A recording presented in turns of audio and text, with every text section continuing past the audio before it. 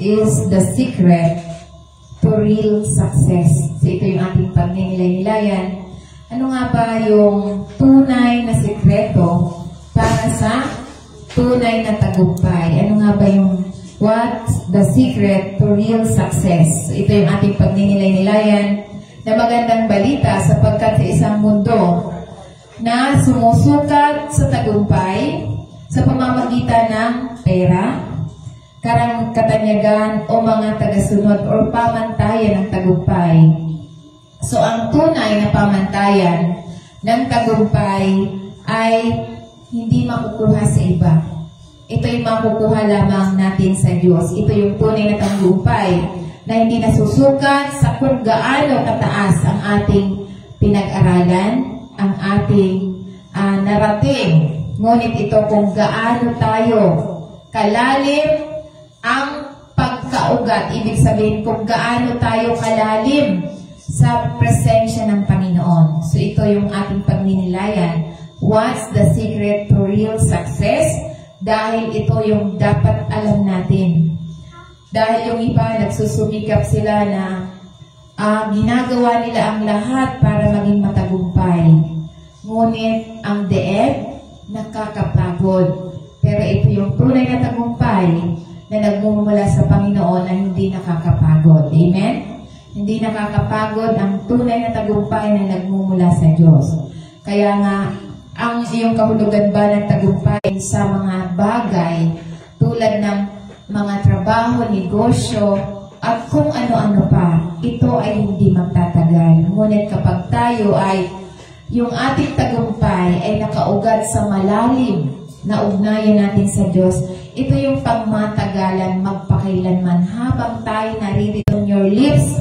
Meditate on it day and night so that you may be careful to do everything written in it. Then you will be prosperous and successful. So ito pala ang sikreto para tayo maging successful at maging matagumpay, maging masagana at maunlad. Ito lang pala ang dapat nating Deuteronomy 6 verse 6. These commandments that I give you today are to be on your heart. So ibig sabihin, ang salita ng Diyos laging nasa puso natin sapagkat ito yung utos sa atin para tayo pamilya sa ating mga anak. Kailangan natin, ang pag-uusapan natin ay salita ng Diyos. Kahit na ano palang ginagawa natin, laging salita ng Diyos ang ating pag-uusapan. Iyon ang utos sa atin na kahit na anong gawin natin, minsan dahil napapagod, so hindi ko yung pinapansin. So kaya nga, ito yung turo sa atin na dapat lagi natin pag-uusapan ang salita ng Diyos sa ating mga mahal sa buhay. So kaya nga yung mga yan, kapag binibigyan ko yan ng utos sa atin na sa ating mga anak, lahat ng ginagawa natin, ibabahagi natin sa ating mga anak. So ibig sabihin, kahit nakahiga, nakaupo, nakatayo, naglalakad, ito yung gusto ng Panginoon. Bakit? At ang aspeto ng pang-araw-araw nating buhay, sa tahanan man, sa daan man, sa paghiga man, sa pagbangon man, ay nagpapahiwatig na ang pananampalataya at mga turo ay dapat tumagot cessation at application. So hindi lamang, oo, naiintindihan ko, hindi naman natin ina-apply. Oo, alam ko na yan. Marami nagsasabi, alam ko na yan. Pero marami pa rin nagsasamba sa mga larawan.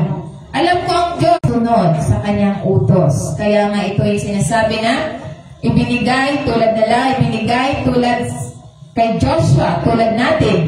Ito yung formula para sa tagumpay, hindi para sa pamamagitan ng kapangyarihan o kasikatan, kundi sa pamamagitan ng pagsasalita ng salita ng Diyos. Ito yung tunay na tagumpay at yung ating nababasa. So kaya nga ito yung sinasabi na dapat tuloy-tuloy tayo ngayon, bukas at magpakailanman, tuloy-tuloy tayo sa pagsasabuhay ng salita ng Diyos. Kaya nga ito yung mahalagang mensahe na ang tagumpay ay dumadaloy lamang mula sa banal na kasulatan at hindi mula sa pagsisikap ng tao.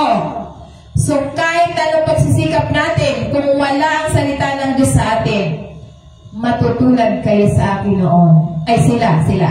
Dahil noon nagsumikap ako sa sarili ko na wala akong Panginoon, hindi ako nagbabasa ng Biblia. Hindi ko nga alam kung paano magbasa ng Biblia noon. Nung naka-attend na ako ng Bible study, doon kila Mare, na nag-Bible study kami noon, doon ko lang nalaman kung saan ba yung ganito. Hindi ko alam kung saan hahanapin. Yung mga ayon kay San Juan, Mateo, mga ganyan, hindi ko alam. For 37 years ko noon, hindi ko alam kung saan ko hahanapin ang salita ng Panginoon. Buti na lamang at hindi pa huli ang lahat. Dahil tinawag tayo, lahat tayo tatawagin ng Panginoon. Nasa atin kung tayo magre-response. So, kaya nga gusto ng Panginoon na tayo ay maalaman natin ang lihim ng totoong tagumpay. Kaya nga ito, yung totoong tagumpay ay mula lamang sa salita ng Diyos. So, kaya nga ito yung biblical na lihim na tunay na tagumpay. Kailangan nating tandaan. Una, ito yung stay anchor in God's Word. So, ibig sabihin, tayo ay manatiling nakaangkla, nakakapit, nakayakap sa salita ng Panginoon. So, ito yung paunang buhay sa atin. So, yan ang pinapatibay. Ito tayo ng katotohanan mula sa Biblia. So, pinipigilan tayong mabalisa sa salita ng Diyos. Pinipigilan tayo sa ating mga emosyon. Pinipigilan tayo sa lahat ng ginagawa ng sanlibutan na ayon sa laman. At tayo'y nagpapalakas sa atin na manindigan ng matatag sa lahat ng mga bagyo. Ibig sabihin, sa lahat ng mga unos ng buhay na dumarating sa mga mananampalataya kung nananatili sa atin ang salita sa salita ng Panginoon. Dahil kapag nananatili tayo nakakapit sa salita ng Diyos, mangyayari anuman ang gusto natin. Dahil iyan ang pangako ng Panginoon sa atin, na tayo'y nakaangkla lamang, nakakapit sa salita ng Diyos. Kaya sinasabi niya rito sa Psalm 1 verse 2, sabi niya, "But whose delight in the law of the Lord, and whose meditate on His law day and night." So, ibig sabihin, verse 3, that person, sabi niya, that person is like a tree planted by stream of water. So, ibig sabihin, tayong mga nakaangkla, nakakapit, naniniwala, isinasabuhay ang salita ng Diyos. Ang pangako niya sa atin, tayo ay magiging tulad ng isang puno na hindi malalanta, hindi matutuyo, hindi mawawala ng pag-asa. Dahil sinasabi niya rito, ito yung sinasabi na ang taong tulad ng isang punong kahoy na nakatanim sa tabi ng batis ng tubig na nagbubunga sa kapanahunan. So, hindi tayo mawawalan. Hindi tayo mauubusan. Hindi tayo matutuyo. Dahil ito ang pangako ng Panginoon kapag nakaangkla tayo sa salita ng Diyos. Hindi tayo malalanta. Ano man ang ating gagawin, lahat ng gagawin natin, tayo ay magiging maunlad. Yan ang pangako ng Panginoon kapag nakakapit tayo, naniniwala tayo sa salita ng Diyos. So kaya nga ang pananampalataya, di ba noon, sinasabi ko, lubog na lubog kami sa utang. During nung nagsisimula pa lang kami na maniwala sa salita ng Diyos.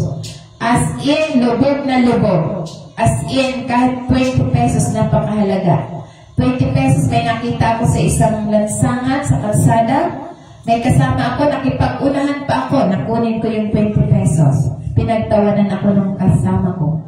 Kasama ko siya dati sa trabaho. Magkasama kami, pero ako nakakita ng 20 pesos. So, napakahalaga na ng 20 pesos nung araw sa akin. Dahil as in, walang-wala kami. Ngunit, sa kabila ng walang-wala kami, kumapit lamang ako sa Panginoon.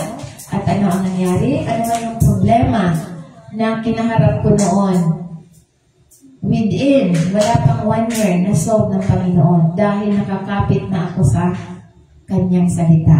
So yan yung sinasabi na dapat kahit na ano mga pagsubok, hindi tayo malalanta, hindi tayo panghihinaan, hindi tayo mawawala ng pag-asa. Kumangkapit tayo sa salita ng Panginoon. So kaya nga ito sinasabi sa banal na kasulatan na ito yung kahalagahan, ng kasiyahan, ng patuloy na pagnilay-nilay ng batas ng Diyos. So ang gusto ko lang noon, gusto ko lang laging makinig ng salita ng Diyos. Gusto ko lang laging na makikinig ng mga praise and worship. Halos maghapon kong ginagawa yun nung araw na ganon yung pagkatawag sa akin. Ayaw kong hindi makarinig ng salita ng Diyos. Halos ganon ang nangyari. Kaya nga, dahil sa in-apply ko yung salita ng Panginoon, hindi natiis ng Panginoon na manatili kaming mahirap. Hindi niya natiis na manatili kaming hindi kumakain. So kaya nga, dahil doon, tayo ay magbubunga. Ito yung katatagan, pagpapakain at pagiging mabunga. Kung paano ang isang puno na natubigan ng gusto. So dahil sa salita ng Diyos, tayo ay kumbaga parang na-fertilize tayo, na abunuhan. Kaya tayo ay sumibol, bumunga. So kaya nga ito sinasabi sa banal na kasulatan na ang salita ng Diyos, ito yung magpapabunga sa atin. So para tayong na-fertilize, mabubunga tayo dahil sa salita ng Diyos. So ibig sabihin sila ay uunlad. Yan ang pangako ng Panginoon. Pangako niya na tayo uunlad, mamumunga ng mabuting bunga dahil sa matuwid na kilos at pagkatao at mananatili tayong matatag sa mahihirap na panahon. So kahit nakakaranas tayo ng mahirap na panahon, nananatili tayong nakaangkla sa salita ng Diyos. Dahil ang pangako ng Diyos, anuman ang ating gagawin, tayo uunlad na papahiwatig na ang mga namumuhay na ayon sa Diyos ay makakaranas ng espiritual na tagumpay at katuparan. So yan ang pangako ng Panginoon sa bawat mananampalataya kapag tayo nakakapit sa salita ng Panginoon. Dahil ito'y nagsasabi sa banal na kasulatan na inaanyayahan tayo na isalang-alang kung gaano ka-sentro ang salita ng Diyos sa ating pang-araw-araw na buhay. Naglalaan ba tayo ng oras upang pagnilayan ito? Hinahayaan ba natin na gabayan ang ating mga desisyon at aksyon sa pamamagitan ng salita ng Diyos? So kaya nga ito yung pangako ng kaunlaran sa bawat mananampalataya na nakatali lamang sa pangako ng salita ng Diyos. Dahil ito, hindi ito ritual, ngunit bilang isang paraan para tayo mabuhay ng masagana at matagumpay sa pamamagitan ng salita ng Diyos. Inaayon natin ang ating sabi. Colossians 3 verse 16, let the word of Christ dwell in your midst, ye teaching and admonishing on one another in all wisdom.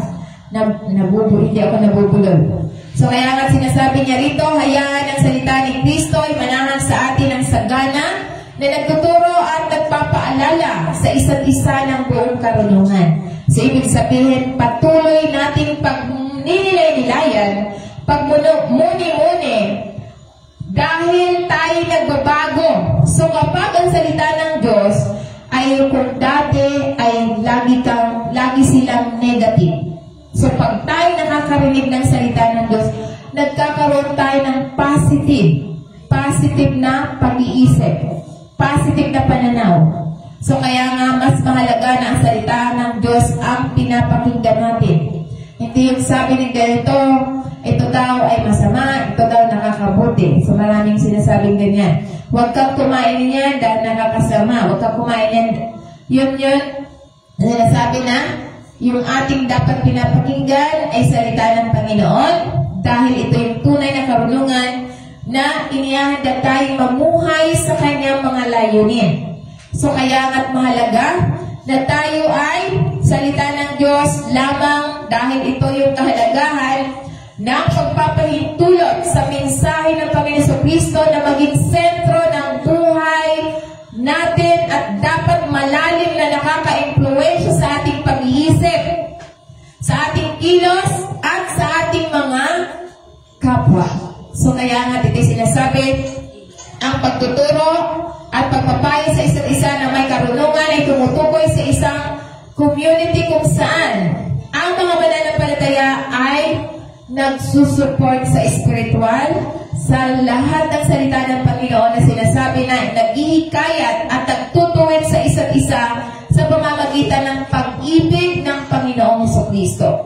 So kaya nga ito yung sinasabi na ang mula sa Espiritu ay nagpapahiwatig na ang pagsamba sa pamamagitan man ng musika at iba pang mga anyo, dapat tayong taus-pusong nagpapahayag ng pasasalamat sa Diyos. Kaya nga ito'y binibigyan diin ng personal at communal na aspeto ng pagsasabuhay ng pananampalataya ng isang tao. So kaya nga mahalaga upang maging maingat tayo sa lahat na nakasulat dito, tayo magmuni-muni ay humahantong sa pagkilos. Yung ating pinagnilay-nilayan dapat gawin natin. Ibig sabihin, hindi sapat na malaman lamang natin ang salita ng Diyos. Dapat din natin isabuhay ang salita ng Diyos. Dahil ito yung sinasabi, ang tagumpay ay nagsisimula sa banal na kasulatan, hindi sa pagsusumikap ng tao. So, ang tunay na tagumpay, ito yung lihim ng tunay na tagumpay ay nagmumula lamang sa pagsunod natin sa salita ng Panginoon. Dahil lahat ng salita ng Panginoon, kapag sinunod natin, walang gastos. Gagaling ka, walang gastos. Pag sinunod mo ang salita ng Diyos, yayaman ka, walang gastos. Bakit? Dahil nung talagang gusto ko nang gumawa, yung gusto ko nang magtrabaho.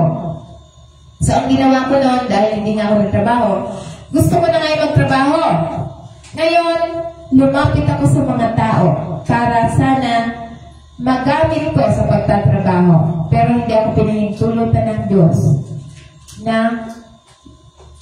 pagbigyan ako ng tao. Dahil utang. So, utang ang nangyari, kaya hindi ako pinahintulutan ng Diyos. Dahil ang gusto ng Panginoon, kapag tayo magtatagumpay, hindi mula sa utang. Dahil noon, sabi ko, sisimulan ko na yung trabaho. So, ang ginawa ko, pinakita ko si listahan, ito yung gusto kong puntahan, maraming mga kliyente. Tapos sabi ko, isinanla ko pa si ATM ng asawa ko. Pero pinaasa lang ako ng tao. So, buti na lang, hindi ako pinagbigyan ng tao. Baka kung pinagbigyan ako ng tao, baka umasa na ako sa tao. So, nagawa ko yung ipipresent ko sa tao, ito yung pupuntahan ko, kailangan ko ng transportation. Isinanla ko si ATM, pero hindi nila tinanggap dahil alam nila na wala akong trabaho, yung mister ko lang ang may trabaho. So, dahil malaki, 10,000 yung hinihiram ko, so hindi nila ako binigyan, glory to God. Ang favor ng Panginoon ang naganap sa akin at hindi yung utang. Nung sisimulan ko na yung trabaho, bago magsimula, nag-contact yung family ng asawa ko. Pinagbakasyon kami sa Bicol. Lahat libre. So, yan yung favor ng Panginoon na hindi ka pahihirapan, hindi ka mangungutang. Dahil hindi ako pinayagan na mangutang para magawa yung trabaho na gusto ko. So, ngayon, ang nangyari, dahil sa pinayagan nga ako ng mga biyanan ko, pinagbakasyon kaming family doon sa Bicol. So, ang ginawa ko, habang ako nagbabakasyon, may listahan ako. So, yun ang pinuntahan ko, doon ako nagsimula. So, hindi ako nangutang. Dahil ang gusto ng Panginoon, walang gastos kapag pinagpala niya tayo. Hindi ako gumastos dahil libre ng Panginoon. Ginamit ang pamilya ng asawa ko para makapagpahinga kami doon. Ibig sabihin, makapagpahinga yung mga bata, makapagbakasyon kami, at ako habang nagpapahinga yung mga bata nagbabakasyon, hinanap ko yung mga tao doon sa malapit na yon. Doon ako nagsimula kung bakit tuloy-tuloy yung biyaya ng Panginoon. Dahil gusto ng Panginoon, kapag tayo ay pagpapalain niya, hindi tayo ma-stress dahil nagtitiwala tayo sa Kanya. So dahil kapag nagtitiwala tayo sa Kanya, ito yung banal na tagumpay na nagsisimula lamang sa pagtitiwala sa salita ng Diyos at hindi sa pagsusumikap ng tao.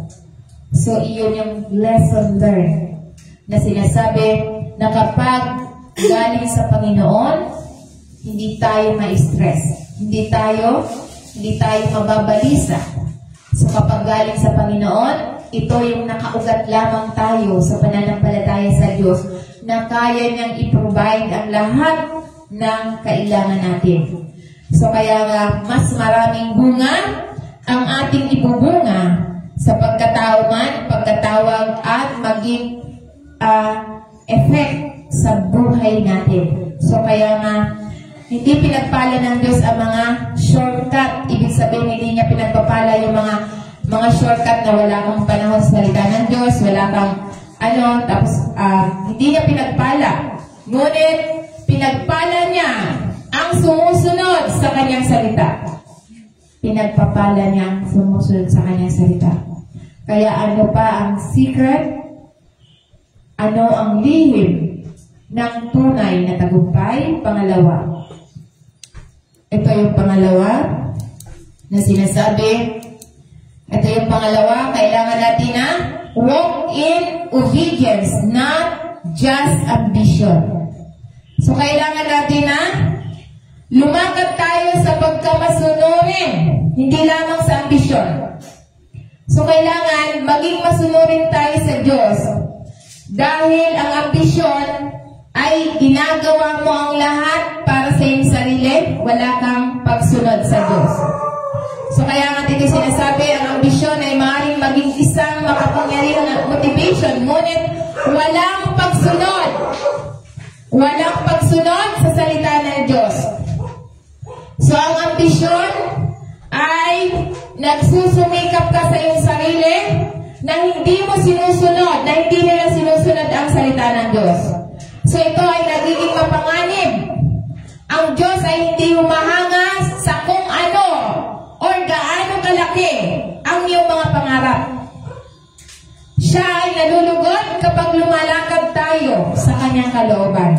Hindi mahalaga sa Panginoon ang mga pangarap natin. Ang mahalaga sa Kanya na sumusunod tayo. At kung ang pangarap natin ay sumusunod tayo sa Diyos, ipagkakaloob niya yun sa atin. Ang sinasabi niya na binibigyan dito na dapat tayo ay lumalakad sa pagsunod.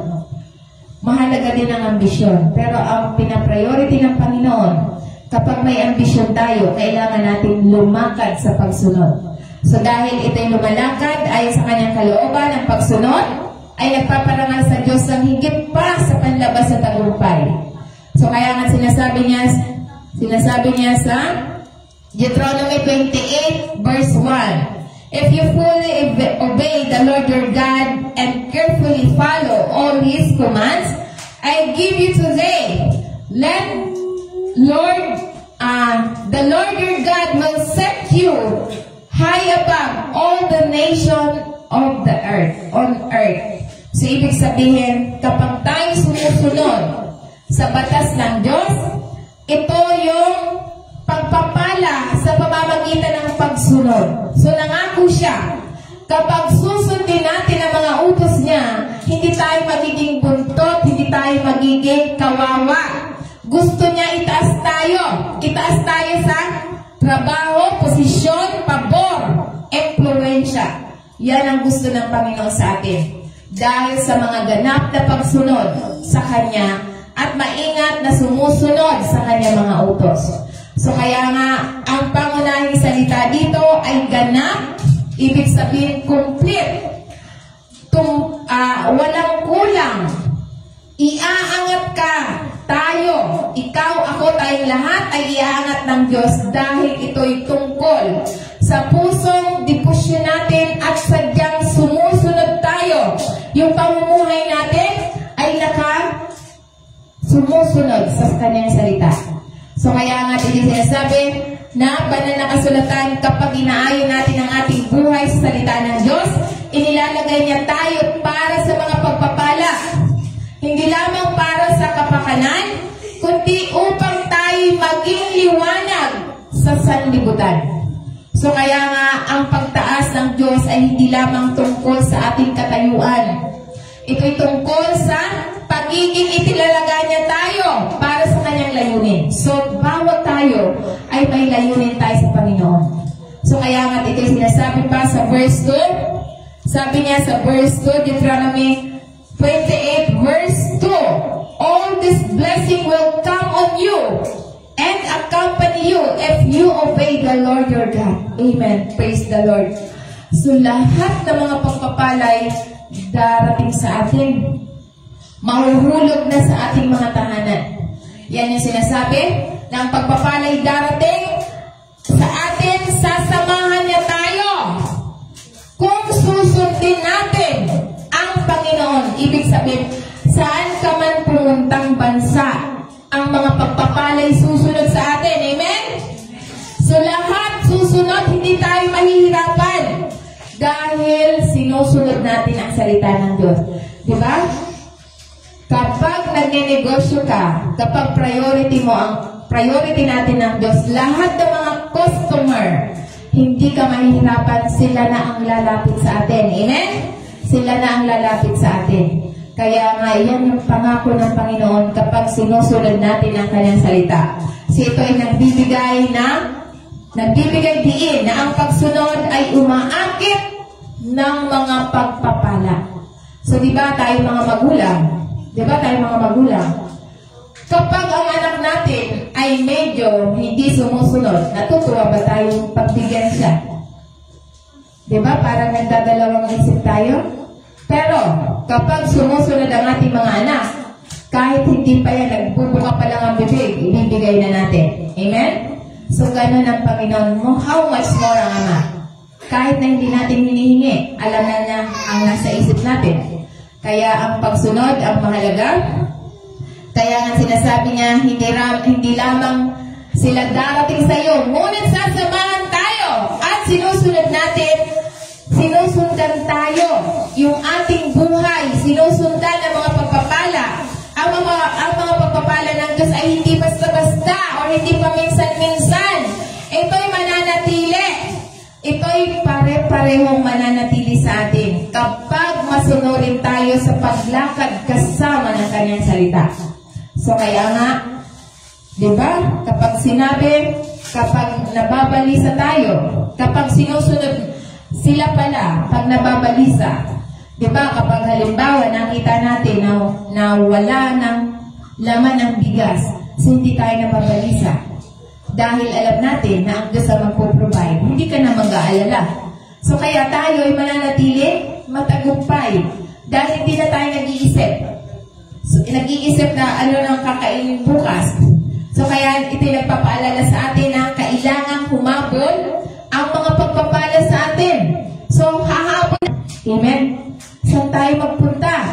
Kahit sa bundok pa ng tralala, tayo'y pagpapalain ng Panginoon dahil tayo sumusunod. Amen? Ang ating tahanan, ang ating pamilya, ang ating trabaho, ang ating relasyon ay magiging maayos. Amen? So yan magiging maayos dahil sa pangako ng Panginoon, dahil sa pagsunod natin sa kanyang salita. So kaya ano pa ang tinuturo sa atin? Tinuturo sa atin sa James chapter 1 verse 2. Sabi niya, huwag makinig lamang sa salita at gayon ay dayain ninyo ang iyong sarili. Gawin mo ang sinasabi ng salita ng Diyos. So dapat, kung ano ang sinasabi, gawin natin. So, di ba? Pag sinabi na magaling ka na sa pamamagitan ng salita ng Diyos, kahit nakakaramdam pa, no, isang araw, yung aking paa, parang ibang pakiramdam, nangingimay. So, hindi ko pinapansin. Sabi ko, thank you Lord, wala na. So, kaya nga, Hindi ako ina-atake ng arthritis. Pero wala na, dahil hindi nga tayo naniniwala sa salita ng nararamdaman. Kailangan natin na panghawakan natin ang salita ng Diyos na wala ng sakit.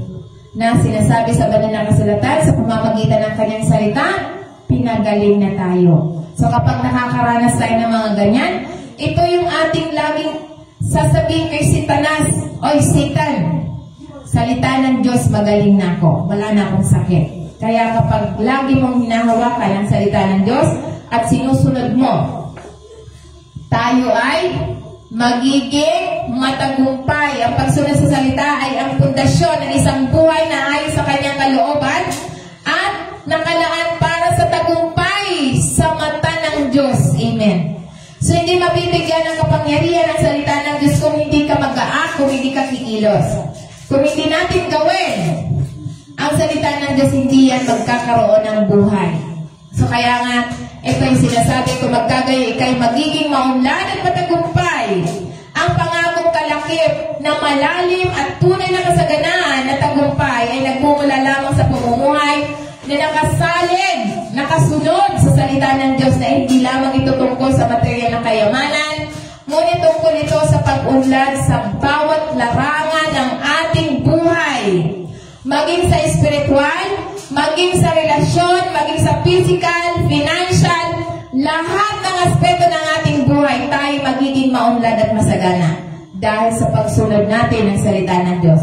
Kaya nga din sinasabi ang salita ng Diyos, pagmuni-munihan natin, ito'y sinasabi na nangangailangan ng malalim na pagmuni-muni at panloob na pag-iisip tulad ni David. Kilala siya bilang tao. Taong ayon sa sariling puso ng Diyos, siya'y sumusunod. So, ibig sabihin, ang salita ng Diyos, darating at mananatili ang mga pagpapala kapag sinusunod natin ang salita ng Diyos. Hindi darating ang pagpapala kung hindi natin susundin ang salita ng Diyos. So, kaya nga ito'y mahalagang mensahe na tinuturo sa bawat isa sa atin. Kailangan lumakad tayo sa daan ng Diyos araw-araw. Dahil God's favor ay kasunod ng tapat na pagsunod. So, yung favor, provision ng Panginoon dahil sa pagsunod natin, hindi sa pagsusumikap ng tao. Dahil kapag nagsumikap ang tao na walang pagsunod, nakakatuyo, nakaka-stress, nakakapagod. So, kaya nga ito sinasabi na ang ating kakayahan ay maaaring magbukas ng pito, ngunit ang pagsunod ay nagpapanatili nitong bukas. So, ibig sabihin, nakakapagbukas din ng pagpapala ang ating pagsisikap. Ngunit hindi siya tuloy-tuloy. Ngunit ang pagsunod natin sa Diyos, ito'y nananatiling bukas ang pinto para sa atin. Bukas ang pinto sa mga pagpapala, lahat ng mga pabor ng Diyos magbubukas dahil tayo nakaangkla sa salita ng Panginoon. So ano pa ang tinuturo sa atin? Tulad na lamang sa halimbawa ni Joseph. Si Joseph, isang halimbawa, kahit na maling akusasyon at ikinulong siya, ang pabor ng Diyos dahil sumunod sa Kanya. Dahil sa pinarangalan niya ang Diyos sa bawat panahon. So, ibig sabihin, sa lahat ng mga sitwasyon, ang pabor ng Diyos ay susunod sa atin kahit saan tayo. So, kaya nga ito sinasabi, kahit na inakusan siya, ikinulong siya, nanatili siyang tapat sa Diyos. So, kaya ito yung halimbawa ni Joseph na mababasa natin sa Genesis 39 verse 21. Ngunit ang Panginoon ay sumasa kay Joseph at nagpakita sa kanya ng awa at binigyan niya siya ng biyayas sa paningin ng bantay ng bilangguan. So, ibig sabihin, kapag sumasa atin ang Panginoon, yung pabor niya nasa atin lagi. Ibig sabihin, anuman ang sitwasyon mo, tulad ni Joseph, siya ay nasa bilangguan, nasa kanya ang pabor ng Diyos, sumasa kanya ang pabor, awa ng Panginoon. Kaya nga ito sinasabi na makapangyarihang halimbawa na hindi natitinag na pananampalataya ni Joseph sa gitna ng ng matinding kawalan ng katarungan. Bagamat paulit-ulit siyang pinagmalupitan, ipinagbili ng kanyang mga kapatid, at maling inakusahan ang asawa ni Potiphar, at nakalimutan sa bilangguan. Pinili niyang parangalan niya ang Diyos na nanatili siyang tapat. Nanatili siyang matapat kahit nasa mapait na sitwasyon. Dahil ang kanyang buhay ay nagpapakita na ang Diyos ay gumagawa sa kanya. Gumagawa sa kanya sa lahat ng pagkakataon, kahit na sa lahat ng tila hindi patas na andyan ang Diyos sa kanya. So tulad natin, nasa atin ang Diyos kapag sinusunod natin ang kanyang salita. Dahil ang presensya ng Diyos ay hindi limitado sa lokasyon. Ibig sabihin, kahit saan siya. Kapag sumusunod, kahit saan tayo, kapag sumusunod tayo sa Diyos, kasama natin siya. Ibig sabihin, hindi mawawala ang banal na Espiritu sa buhay natin kapag sinusunod natin.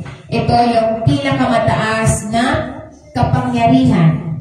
Tulad ni Joseph, ang pabor dahil sa pagsunod sa katapatan. Ibig sabihin, sinunod niya, nanatili siyang tapat sa Diyos, at binuksan ng Diyos ang mga pinto kahit sa isang bilangguan. Kahit na siya nasa bilangguan, siya yung tagapamahala doon. So, ibig sabihin, kahit saan ka, bubuksan ng pintong mga pabor, mga pagpapala. So, dahil dito, kahit na nakalimutan ka ng iba, naaalala ka ng Diyos, at itataguyod tayo ng Diyos sa takdang panahon. Makalimutan ka naman ng iba, pero ang Diyos hindi makakalimot sa ating ginagawa. Amen. So kaya nga ito yung kapag kasama natin ng Diyos, walang kulungan, walang pagtanggi, o walang kawalang katarungan ang pagkakapigil sa kanyang layunin sa ating buhay. So ibig sabihin, walang hadlang para tayo pagpalain. Walang hadlang para maibigay sa atin ang lahat ng ating mga desire. Amen?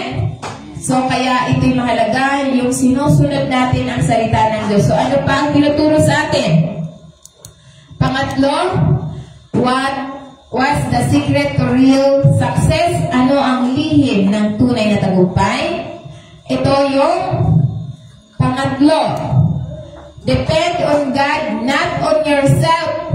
So, kailangan natin na umasa lamang tayo sa Diyos at hindi sa ating sarili. So, kung gusto natin na ang lihim ng tunay na tagumpay, kailangan nating umasa tayo sa Diyos, huwag sa sarili natin. Dahil, pag nagtiwala tayo, ang pagtitiwala sa sarili ay pinagdiriwang sa mundo. So, ibig sabihin, mundo ang pinagdiriwang natin. Ngunit, sa kaharian ng Diyos, ito yung tunay na lakas na nagmumula lamang sa pagtitiwala sa Kanya. Hindi ito kailanman idinisenyo ng Diyos na pasanin ang bigat ng buhay ng mag-isa. So, ibig sabihin, kapag tayo nagtitiwala sa Diyos, anuman ang nararanasan natin mga hamon, hindi ka nag-iisa.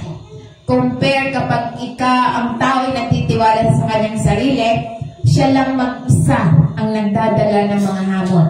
So, kaya nga dito sinasabi na hindi kailanman tayo nag-iisa, na inaanyayahan tayo ng Diyos na manalig lamang tayo sa Kanya araw-araw. Sa lakas, probisyon, lahat.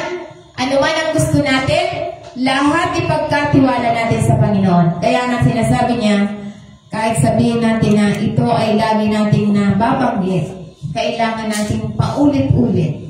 Kaya nga sinasabi sa Proverbs 3 verse 5, trust in the Lord with all your heart and lean not on your own understanding.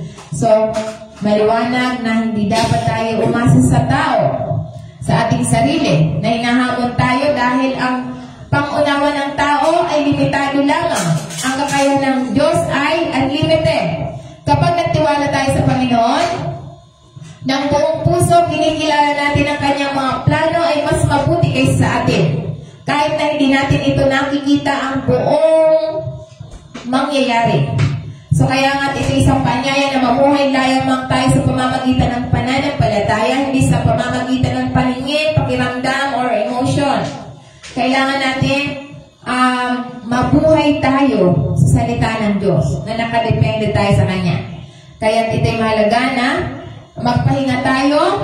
Kapag nakadepende tayo sa Diyos, nakakapagpahinga tayo. Dahil hindi na tayo ang nagdadala. Ito yung palagi tayong gumagawa ang Diyos sa atin. Gumagawa siya ng mabuti para sa ating ikabubuti. Ng ating spiritual. Kaya sinasabi pa niya, sa verse 6, Proverbs 3 verse 6, in all your ways submit to Him, and He will make your path straight. So, ibig sabihin, ito yung mahalagang mensahe na dapat itinuturo niya sa atin ang landas kung tayo nagpapasakop sa Kanya. So, ibig sabihin, lahat ng ginagawa natin, magpasakop tayo sa Kanya. Kapag tayo napapagod, huminto tayo. Huminto tayo sa pagsisikap sa sarili nating pagsisikap. Sa halip, ibigay natin, isubmit natin sa Panginoon dahil siyang nagdadala ng kalinawan, siyang nagdadala ng kapayapaan, siyang nagdadala ng tunay na layunin at tagumpay. Ito yung naghihikayat sa atin ng buhay, ng pananampalataya, kababaang loob, at patuloy na pag-asa lamang sa Panginoon na nakikita niya ang buong mangyayari. So kaya nga ito yung ang tunay na tagumpay ay nangyayari kapag isinuko natin ang ating mga plano sa kalooban ng Diyos. So ito yung sinasabi na kailangan natin na isuko natin sa Kanya ang lahat ng plano natin. Marami ang nabigo dahil sa kawalan ng pagsisikap, kundi kawalan ng tiwala sa Diyos. So maraming nabibigo dahil sa maraming nabibigo. Hindi ibig sabihin na tamad sila or hindi sila nagsisikap. Kaya sila nabibigo dahil nawawalan sila ng tiwala sa Diyos. So kaya nga ito'y sinasabi na dapat yung mga tao maaaring nagtatrabaho ng 24/7 at pakiramdam ng tao ay wala pa rin o walang resulta, walang laman. Ngunit, ang isang hakbang sa direksyon ng Diyos ay nagdudulot ng kapayapaan, layunin, tagumpay, at katuparan, kapangyarihan sa bawat mananampalataya kapag tayo nakadepende lamang sa Diyos. So kaya nga tulad na lamang sa halimbawa ni King Asa. Si King Asa ay isang halimbawa na nagtiwala sa Diyos ng maaga sa kanyang paghahari. Ngunit nang maglaon ay umasa niya lamang siya sa mga tao. So kaya nga isang aral ng pagtitiwala sa Diyos sa simula hanggang sa wakas. So ito dapat yung ating dapat malaman na dapat yung ating pagtitiwala mula umpisa hanggang wakas. Tulad ni King Asa, nagtagumpay siya nung simula dahil ang pagtitiwala niya sa Panginoon lamang. Ngunit nung unang bahagi ng kanyang paghahari siya nagtiwala sa Diyos at nakikita siyang makahimalang tagumpay. So nakikita ang mahimalang tagumpay kapag tayo umasa sa Diyos. Mababasa natin sa 2 King chapter 14 verse 11. Sabi niya rito, si King Asa ay dumadaing sa Panginoon niyang Diyos at nagsasabi, Panginoon, walang bagay sa iyo ang tumulong. Maging sa marami o sa kanilang walang kapangyarihan, tulungan mo kami, O Panginoon, naming Diyos, sapagkat kami ay nananalig sa iyo at iyong pangalan ay lumalaban kami sa karamihan ito. O Panginoon, ikaw ang aming Diyos, huwag hayaang manaig ang tao laban sa iyo. So ito yung sinasabi ni King Asa nung siya'y nagtitiwala pa sa Panginoon. Sa sinasabi sa verse 12, nakadepende pa siya sa Panginoon nito. Sagay, sinaktan ng Panginoon ng mga Ethiopians sa harap ni King Asa at sa harap ng Juda, at ang mga Ethiopian ay tumakas. So kapag tayo nagtitiwala, ang Diyos na mag-iiganti sa mga taong kalaban natin. So kaya nga dito nakukuha ang talata sa panalangin ni King Asa dahil harapin ang isang malakas na kaaway. So dahil dito, hindi umasa si King Asa sa kanyang lakas, kundi sa kapangyarihan ng Diyos lamang.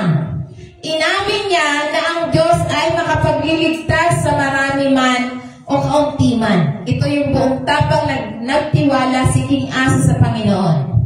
Dahil dito, tumugon ang Panginoon sa pagtitiwala na makapagkumpinsin panalangin ni King Asa at binigyan ng Diyos ang Joda ng tagumpay. So, ibig sabihin, dahil sa nagtiwala si King Asa sa Diyos, siya'y nagtagumpay sa labanan. So, kung yung patuloy na pananampalataya ay humantong sa kaligtasan ng kanyang kaharian. So, ano ang dapat nating tandaan dito? Kapag tayo yung pag-asa natin sa Diyos ay mas makapangyarihan kaysa anumang puwersa. So, ibig sabihin, mas makapangyarihan na dapat umasa lamang tayo sa Diyos sa pamamagitan ng panalangin bago ang labanan. Ito ay nagdudulot ng kapangyarihan sa labanan. Dahil tayo magtatagumpay, dumarating ang tagumpay kapag tayo ay nagpapahinga sa Diyos. Ibig sabihin, ipinagkatiwala na natin sa Diyos. Ibig sabihin, kapag ipinagkatiwala natin sa Diyos, nakakapagpahinga tayo dahil ang Diyos ang makikipaglaban sa atin, hindi tayo, hindi sa ating sarili. Ngunit, ito ang masaklap dahil si King Asa, yung kanyang nang maglaon na, nang mapaharap siya sa pagigipit ni Haring Baasa, so siya ay umasa na sa politikal na alyansa ng hari ng Aram sa halip na hanapin niya o harapin niya ang Diyos. So, ano ang nangyari sa kanya? So, ang nangyari sa kanya, ito ay natalo na siya dahil umasa niya sa alyansa alyansa ng hari ni Aram. So, ito yung sinasabi sa 2 Chronicles 16. Verse 7, sabi niya, at ang panahong yaon ay naparoon sa Hanani na tagakita kay Asa na hari ng Joda at nagsabi sa kanya, sapagkat ikaw ay umasa na sa hari ng Syria at hindi na umasa sa Panginoong Diyos, kaya't ang hukbo ng hari ng Syria ay nagatanan sa iyong kamay. So, siya ay natalo na. Siya hindi na nagtagumpay sapagkat umasa na siya sa tao. So, ang tao kapag umasa na sa tao, hindi magtatagumpay. Tulad ni King Asa. So, ito yung sinasabi, isang pagsaway mula sa Diyos sa pamamagitan ng propeta Hanani kay Haring Asa. Sa halip na magtiwala sa Diyos tulad ng ginagawa niya noon, si King Asa ay nakipag-alyansa na sa politika. So, kaya nga yung mga leader ng simbahan, hindi dapat yan nakikipag-alyansa sa mga politika. Hindi yan tumatakbo dapat ng politician. So, kaya nga ito tulad ni King Asa, siya ay nakipag-alyansa na sa politika sa hari ng Syria. Ang pagkilos na ito ng pag-asa na sa sarili at nakipag-compromise siya. Dahil dito, ito'y nagdulot ng tagumpay at pabor. So, ibig sabihin, hindi na siya nagtagumpay dahil siya ay nakipag-alyansa na doon sa hari ng Syria. So, ito yung dapat nating tandaan. So, nakikita ng Diyos ang maling pagtitiwala bilang isang seryosong kabiguan, lalong-lalo na kapag nalaman na natin ang kanyang katapatan. Tapat ang Diyos kay King Asa. Ngunit dahil sa kanyang paglaon niyang pananampalataya, nagtiwalag na siya sa pananampalataya. Hindi pinahintulutan ang nakaraang pananampalataya. So kahit na ano yung ginawa mo nung pananampalataya, hindi na yun counted. Dahil sa kanyang pagsuway na hindi na siya umasa sa Panginoon, ang pagtitiwala sa mga tao or sistema sa halip na sa Diyos ay humahantong na mga nalalampasan na mga pagpapala. So, ibig sabihin, kapag tayo nagtiwala na sa tao, na dapat yung pagpapala ay nasa atin, hindi na darating sa kanila. Sa ating darating dahil nagtitiwala tayo sa Panginoon. Amen? So, kaya, yung mga tao na hindi nagtitiwala sa Diyos, pagpapala at nawawalan ng mga pagkakataon para dumating ang pagpapala. Kaya nga ito'y tulad ni King Asa, ito'y lubos na naiiba ang dating pagtitiwala ni King Asa sa Diyos, isang papala na dapat manatili tayong pare-pareho. Ibig sabihin, simula noon, ngayon, bukas at magpakailanman, lagi tayong magtitiwala sa Diyos. Hindi lamang kapag desperado tayo, o kaya kung hindi lamang kung kailan na ibigay sa atin yung mga pagpapala, saka tayo magtitiwala. Ibig sabihin, sa lahat ng panahon, dapat tayo magtiwala sa Kanya. Dahil tulad ni King Asa, kung tayo magtitiwala lang sa simula at sa wakas, hindi magtitiwala, hindi magtatagumpay. Kaya mahalaga ang pagtitiwala sa Diyos mula umpisa hanggang katapusan. So ano pa ang tinuturo sa atin? Pang-apat, ito yung giving generously and cheerful unlock God's success. So ibig sabihin, kapag tayo ay mapagbigay at masayang pagbibigay, ay nagbubukas ito ng tagumpay ng Diyos. So bubuksan niya ang tagumpay sa bawat isa sa atin. Pinagpala ng Diyos sa mga taong nangangasiwa, na mga mapagkukunan ng may bukas sa mga kamay at puso at sa kaharian ng Diyos. So kaya nga ito yung isang sekreto, isa sa mga sekreto ng Diyos na tunay na tagumpay ay yung pangmatagalang tagumpay ay ang pagbibigay ng bukas palad at masaya. Sa ekonomiya ng Diyos, ang tagumpay ay hindi nasusukat sa kung ano ang nakukuha, ngunit kung ano ang iyong ibinibigay ng may tamang puso. So kaya nga sinasabi niya sa banal na kasulatan sa 2 Corinthians chapter 9 verse 6. Sabi niya rito, ngunit ito ang sinasabi ko sa iyo. Ang nag-ahasik ng kakaunti ay mag-aani rin ng kakaunti, at ang nag-ahasik ng sagana ay mag-aani rin ng sagana. So ibig sabihin, ito yung paghahasik. Itinuturo sa atin ang alituntunan ng paghahasik at pag-aani. Kung ano ang ibinibigay natin, lalong-lalo na sa may bukas na palad o bukas na puso, ay tumutukoy sa sukat ng pagpapalang natatanggap din natin bilang kapalit. So ano ang pangunahing punto dito? So kailangan natin na maghasik tayo. Dahil kapag tayo naghahasik ng matipid, nagbibigay din ito ng pag-aatubili. Ibig sabihin, kakaunti din yung natatanggap natin. Naatubili, kakaunting pagsisikap. Dahil sinasabi dito, mag-ani ng matipid, ang kayong pagbibigay ay nagbubunga ng limitadong pagpapala kapag nagbibigay tayo ng tipid. Ibig sabihin, depende sa pagbibigay. Ito yung sinasabi na bunga, limitado, pagpapala sa espiritual o material. So dahil dito, kapag tayo nag-aasing ng sagana o mapagbigay ng masayahin at masaganang pagbibigay, mag-aani tayo ng sagana. So, ibig sabihin, pinaparangalan ng Diyos ang gayong pagbibigay ng may saganang kapalit. Hindi palagi sa materyal na bagay, kundi sa kagalakan, kapayapaan, paglalaan at spiritual na bunga ang natatanggap natin. Kaya ito yung naghihikayat sa bawat isa sa atin na dapat bukas palad o pusong bukas. Lalong-lalo na sa pag-support sa ministeryo.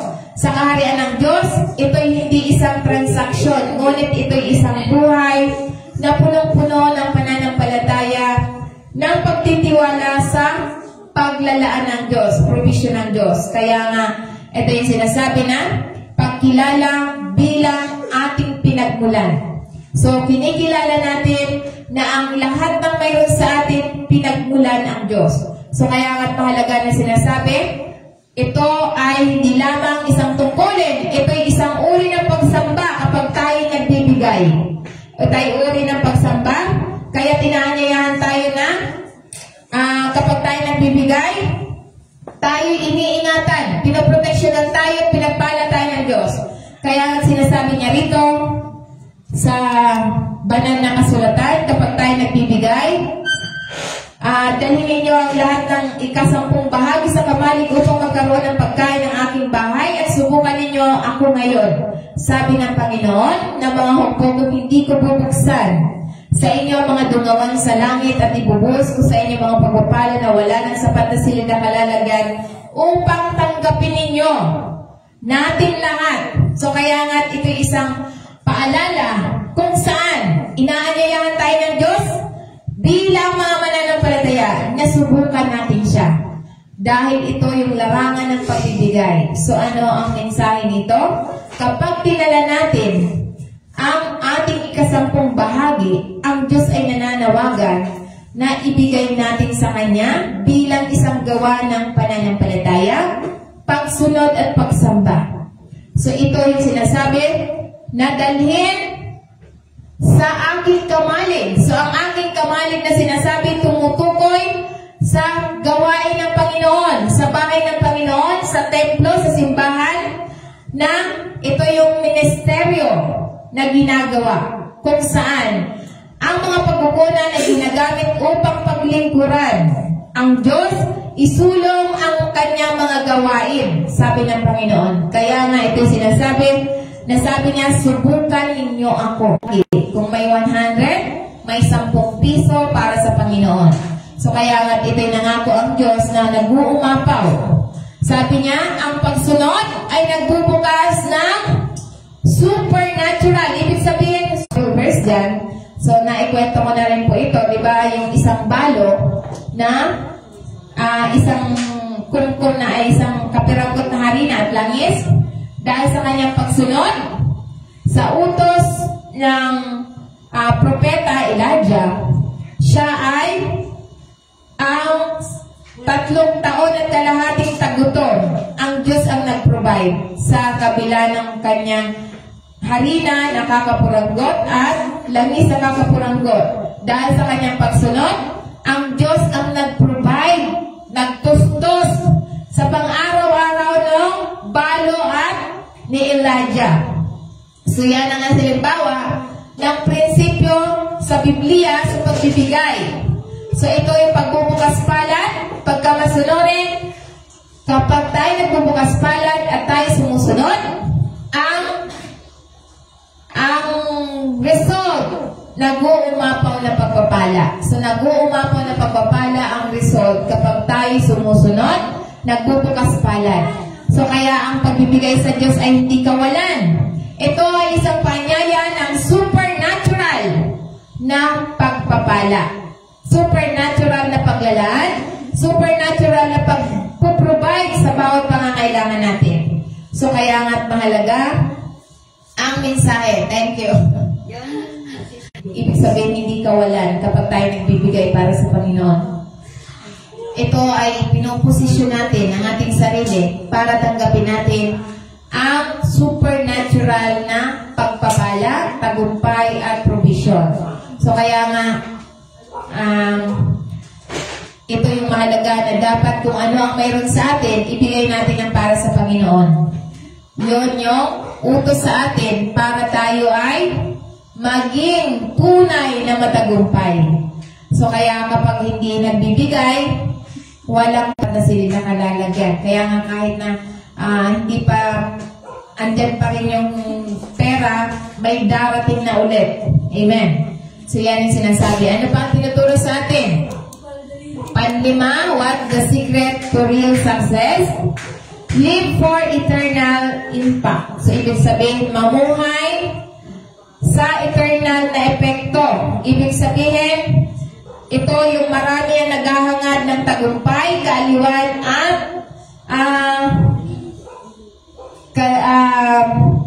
tagumpay, kaaliwan, kaligayahan. Ngunit tinawag tayo ng Diyos na mamuhay para sa kung ano ang magtatagal sa kabila ng mundong ito. Sa bawat desisyon, bawat kilos ng pagmamahal, bawat hakbang ng pagsunod ay maaaring umaalingaw-ngaw sa kawalan ng hanggan kapag ito ay ginagawa natin para sa kalwalhatian ng Diyos. So dapat sumusunod tayo dahil sinasabi niya sa banal na kasulatan, dapat manatili sa atin na siya ang ating prioridad. Dahil sinasabi niya sa Mateo 6 verse 33, but first His kingdom and His righteousness, and all these things will be given to you as well. So, ibig sabihin, mabuhay tayo na walang hanggang epekto. So, ibig sabihin, ito yung seek first. God first. God first. Ibig sabihin, kapag God first, lagi tayong excited sa paghahanap sa Panginoon. Na itinuturo nito sa atin ang gawain ng kalooban ng Diyos sa ating pangunahing prioridad sa bawat araw. The kingdom of God na dapat hanapin ang kanyang pamamahala sa ating buhay. Mamuhay tayo sa ilalim ng kanyang kapangyarihan. At sinasabi niya, ang kanyang katuwiran, mamuhay ayon sa mga pamantayan ng Diyos, hindi sa sanlibutan. Dahil dito, nangako niya sa atin, kapag inuna natin siya, nangako siya sa bawat isa, and all these things will be given to you as well. Ano ang gusto natin? Gusto natin na matagumpay sa ating financial. Gusto natin na maayos ang ating relasyon. Gusto natin na walang sakit, emotional, physical, financial, spiritual. So, ito yung pangako ng Diyos sa atin. Na gusto niya all these things, idadagdag lang sa atin kung uunahin natin ang kaharian niya. Ibig sabihin, priority natin siya sa lahat ng aspeto ng ating buhay. Ito yung lagi-lagi nating pinag-uusapan, dapat laging priority. Pag laging priority, dapat excited tayo lagi. Amen? So, kaya walang nalilate dito sa atin. Amen? Walang nalilate dahil lagi tayong excited. Purihin ang Panginoon. So, kaya nga ito sinasabi na, idaragdag niya, nangako ang Diyos na siya'y maglalaan sa ating puso ng wasto. Ibig sabihin, walang kulang sa atin dahil idaragdag na lamang sa atin kahit hindi pa niya hiningi, kahit hindi pa natin hihingin. Alam ng Diyos kung ano ang nasa puso natin. Dahil gusto niya na unahin natin siya. Kaya ito yung huwag tayong mag-atubili o huwag nating habulin ang mga solusyon ng mundo. Maghabol tayo sa Diyos. Huwag nating habulin yung binibigay ng Diyos. Dapat ang habulin natin ang nagbigay. Sino ba ang nagbigay sa atin? Diba ang Diyos?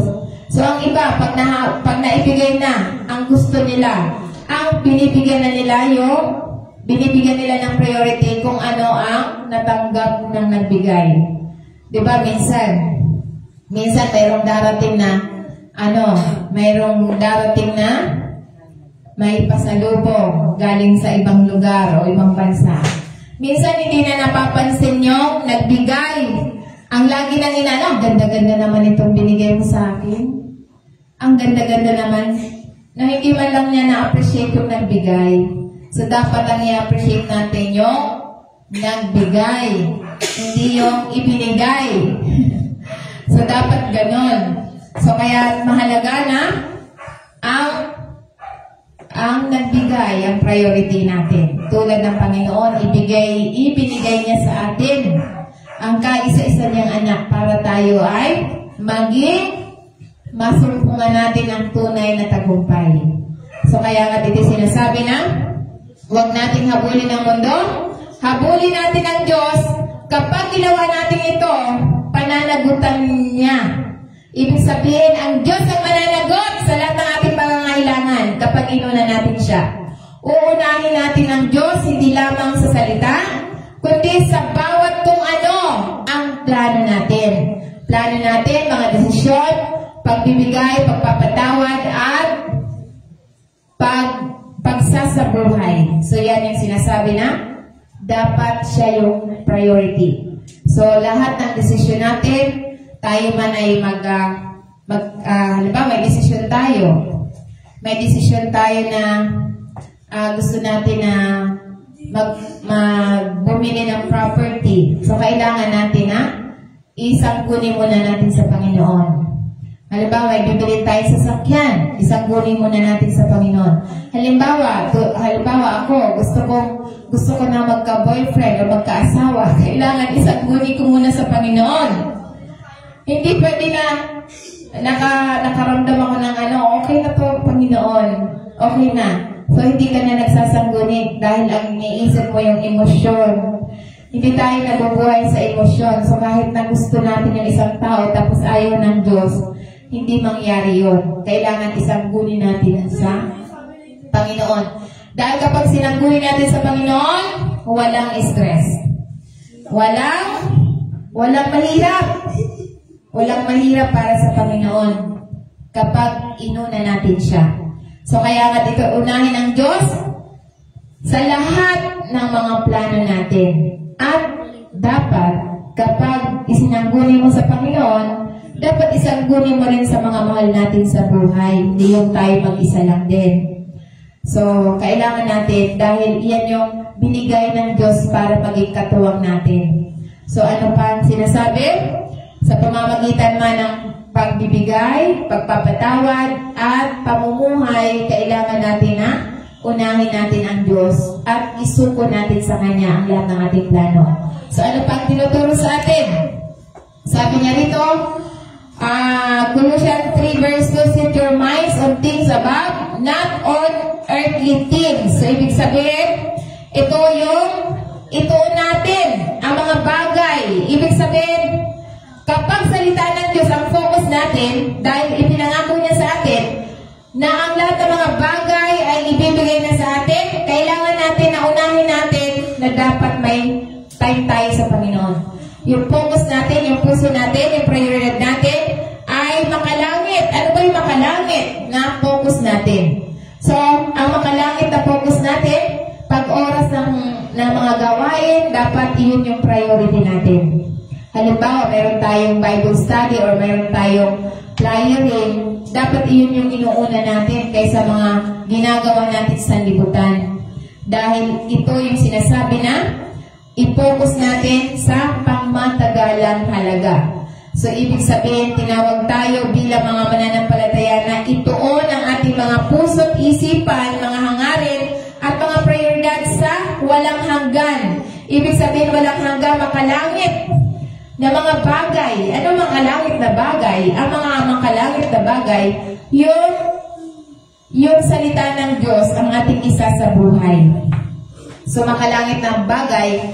So, halimbawa, pag oras ng gawain para sa Panginoon, ito yung makalangit na dapat hindi natin ipinagpapalit ang gawain sa Panginoon kaysa gawain natin sa bahay. So, ibig sabihin, yung iba, hindi na makapagsamba dahil sa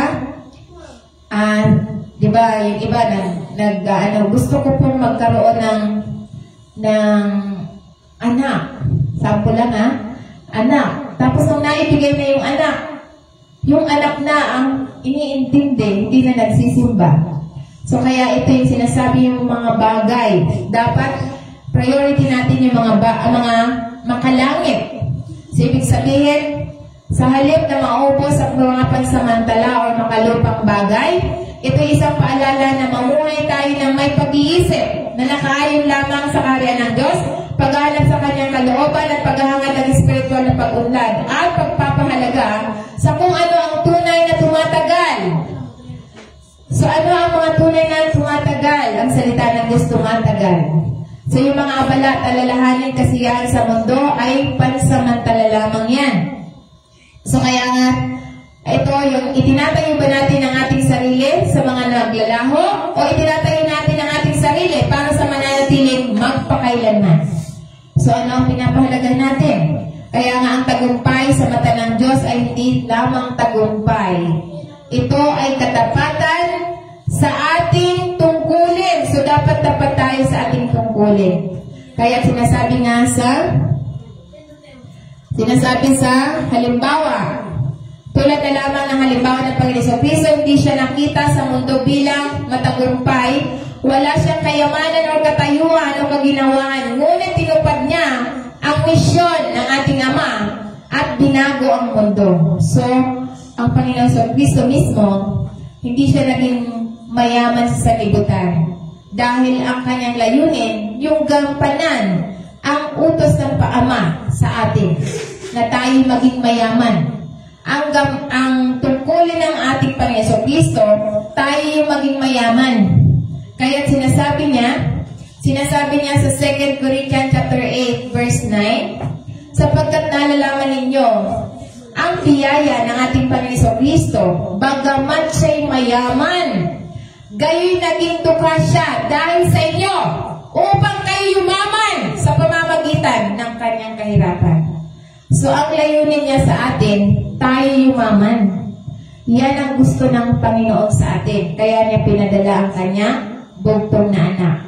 So, kaya ito yung tungkulin natin na maglingkod tayo sa Kanya. Unahin natin ang eternal na aspeto or eternal na halaga, epekto. Dahil sinasabi nga dito na ito yung sinasabi na walang pag-iimbot na biyaya at sakripisyong pag-ibig ng Panginoon Kristo. Bagamat siya'y walang hanggang mayaman.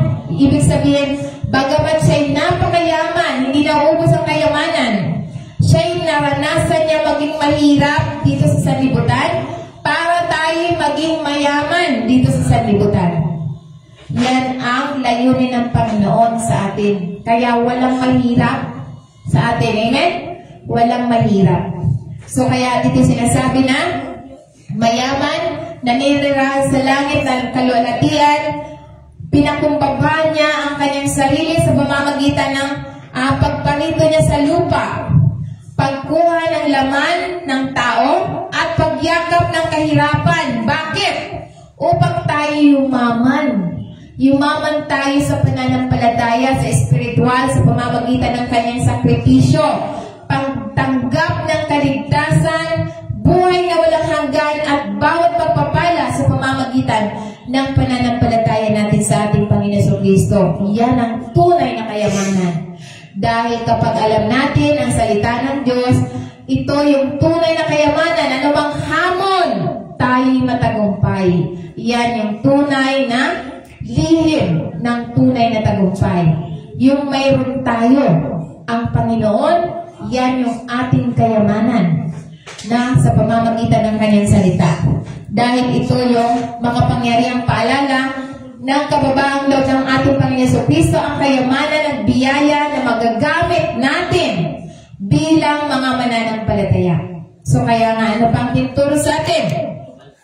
So sabi niya sa John 17 verse 4, sabi niya, niluwalhati kita sa lupa, natapos ko na ang gawaing binigay mo sa akin upang gawin, sabi ng Panginoon Kristo.